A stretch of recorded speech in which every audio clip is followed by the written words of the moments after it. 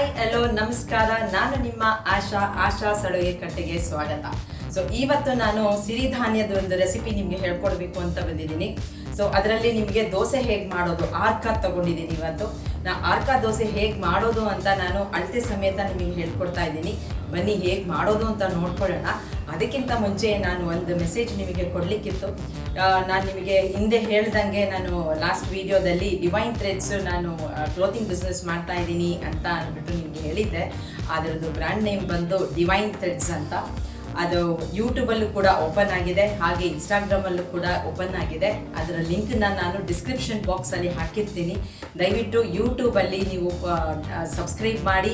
ಅದರಲ್ಲೂ ನಿಮಗೆ ಎಲ್ಲ ಥರ ಯುನಿಕ್ ಟೈಪ್ ಆಫ್ ಸ್ಯಾರೀಸು, ಬೊಡಿಕ್ ಸ್ಯಾರೀಸ್ಗಳು ನಿಮಗೆ ಅವೈಲಬಲ್ ಇದೆ. ಅದ್ರಲ್ಲಿ ನಿಮಗೆ ಇಷ್ಟ ಆದರೆ ಅಲ್ಲಿ ನಂಬರ್ ಕೂಡ ಇರುತ್ತೆ, ಅಲ್ಲಿ ನೀವು ಕಳಿಸ್ಬೋದು. ಅದಕ್ಕೆ ಮೆಸೇಜ್ ಕಳಿಸಿದ್ರೆ ನಾವು ನಿಮಗೆ ಕಳಿಸ್ಕೊಡ್ತೀವಿ. ಹಾಗೆ ಇನ್ಸ್ಟಾಗ್ರಾಮಲ್ಲಿ ಫಾಲೋ ಮಾಡಿ ಅಂತ ಕೇಳ್ಕೊತೀನಿ. ಹಾಗೆ ನನ್ನ ವಿಡಿಯೋಗಳನ್ನು ನೀವು ನೋಡೋದನ್ನು ಮರಿಬೇಡಿ. ಬನ್ನಿ ಹೇಗೆ ಮಾಡೋದು ಅಂತ ನಾವು ನೋಡ್ಕೊಳ್ಳೋಣ. ಈಗ ಸಿರಿಧಾನ್ಯ ಫಸ್ಟ್ ನಾನು ತೊಗೊಂಡಿದ್ದೀನಿ.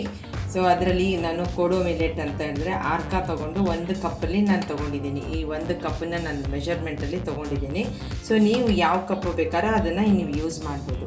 ಸೊ ಇದನ್ನು ನಾನು ಆರ್ಕನ 1 ಕಪ್ ತೊಗೊಂಡಿದ್ದೀನಿ. ಇದರ ಉದ್ದಿನ ಕಾಳನ್ನು ನಾನು 1/4 ಕಪ್ಪನ್ನು ಹಾಕ್ಕೊಂಡಿದ್ದೀನಿ. ಇದು ಕೂಡ ಕಾಲು ಕಪ್ಪು. ಹಾಗೆ ಇದು ಒಂದು 2 ಸ್ಪೂನ್ಸು ಸೀಮೆ ಅಕ್ಕಿನ ನಾವು 2 ಸ್ಪೂನ್ಸ್ ಹಾಕ್ಕೊಂಡಿದ್ದೀನಿ, ಸ್ವಲ್ಪ ಸ್ಮೂತಾಗಿ ಬರಲಿ ಅಂತ. ಹಾಗೆ 1 ಸ್ಪೂನು ಅಥವಾ 1.5 ಸ್ಪೂನು ಮೆಂತ್ಯನ ಹಾಕ್ಕೊಂಡಿದ್ದೀನಿ. ಸೊ ಇಷ್ಟನ್ನು ನಾವು ಒಂದು ಪಾತ್ರೆಗೆ ಹಾಕಿ ಚೆನ್ನಾಗಿ ತೊಳೆದು ಬೆಳಗ್ಗೆ ನೆನೆಸಿಟ್ಬಿಟ್ಟು ಸಂಜೆ ರುಬ್ಬಿಟ್ಕೊಂಡು ಬೆಳಗ್ಗೆ ರಾತ್ರಿ ಅದು ರುಬ್ಬಿಟ್ಕೊಂಡ್ಮೇಲೆ ಅದು ಫರ್ಮೆಂಟೇಷನಿಗೆ ಬಿಟ್ಟು ಬೆಳಗ್ಗೆ ಎದ್ದ ಮೇಲೆ ಅದಕ್ಕೆ ಉಪ್ಪು ಹಾಕಿ ಸೇರಿಸಿ ಸೊ ನಾವು ದೋಸೆ ಮಾಡಲಿಕ್ಕೆ ಈಸಿ ಆಗುತ್ತೆ. ವೆರಿ ಈಸಿ ಕೂಡ, ಇದು ತುಂಬ ಹೆಲ್ದಿ ಆಲ್ಸೋ. ಸೊ ಹಾಗಾಗಿ ನಾವು ಈ ಮಿಲೆಟಲ್ಲಿ ನಾವು ನವಣೆ ಕೂಡ ಯೂಸ್ ಮಾಡ್ಬೋದು, ಹಾಗೆ ಆರ್ಕ ಕೂಡ ಯೂಸ್ ಮಾಡ್ಬೋದು, ಊದಲು ಮತ್ತು ಸಾಮೆ ಇಷ್ಟು ಕೂಡ ಇದೇ ಥರನೇ ನಾವು ಯೂಸ್ ಮಾಡಿ ನಾವು ದೋಸೆ ಮಾಡ್ಬೋದು. ಈಗ ನಾನು ಬೆಳಗ್ಗೆಯಿಂದ ನಾನು ಸೋಕ್ ಮಾಡಿಟ್ಟಿದ್ದನ್ನು ನಾನೀಗ ರಾತ್ರಿ ರುಬ್ಕೊಂಡಿಟ್ಕೊಂಡಿದ್ದೀನಿ. ಸೊ ಈಗ ನಾವು ಅದನ್ನು ಒಂದು ರೌಂಡ್ ಜಸ್ಟ್ ಸ್ಟ್ರೆಚ್ ಮಾಡಿ ಚೆನ್ನಾಗಿ ತಿರುಗಿಸ್ಬಿಟ್ಟು ಹಾಗೆ ಇಟ್ಬಿಡೋಣ. ಬೆಳಗ್ಗೆ ಅಷ್ಟೊತ್ತಿಗೆ ಅದು ಫರ್ಮೆಂಟೇಷನ್ ಆಗಿ ನಮಗೆ ರೆಡಿಯಾಗಿರುತ್ತೆ. ಸೊ ಆಗ ನಾನು ನಿಮಗೆ ತೋರಿಸ್ತೀನಿ ಹೇಗಿರುತ್ತೆ, ಹಿಟ್ಟು ಕೂಡ ಹೇಗಿರುತ್ತೆ ಅಂತ. ಸೊ ಈಗ ನಾನು ಜಸ್ಟ್ ರುಬ್ಬಿ ಇದನ್ನು ನಿಮಗೆ ತೋರಿಸ್ತಾ ಇದ್ದೀನಿ. ಈಗ ನಾವು ಇದನ್ನು ಫರ್ಮೆಂಟೇಷನಿಗೆ ಬಿಟ್ಬಿಡೋಣ. ಇದನ್ನು ಈಗ ನೋಡಿ, ನಾನು ರಾತ್ರಿ ರುಬ್ಬಿಟ್ಟು ಫರ್ಮೆಂಟೇಷನ್ ಆಗಿ ರುಬ್ಬಿಟ್ಕೊಂಡಿರೋದು ಎಷ್ಟು ಸಾಫ್ಟಾಗಿ ಬಂದಿದೆ.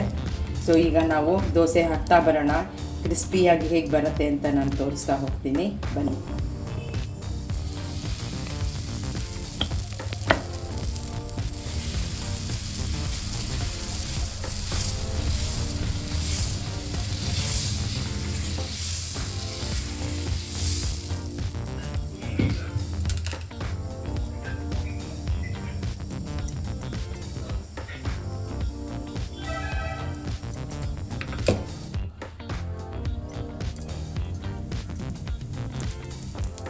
ಈಗ ನೋಡಿ ಗರಿಯಾಗಿ ಬಂದಿದೆ.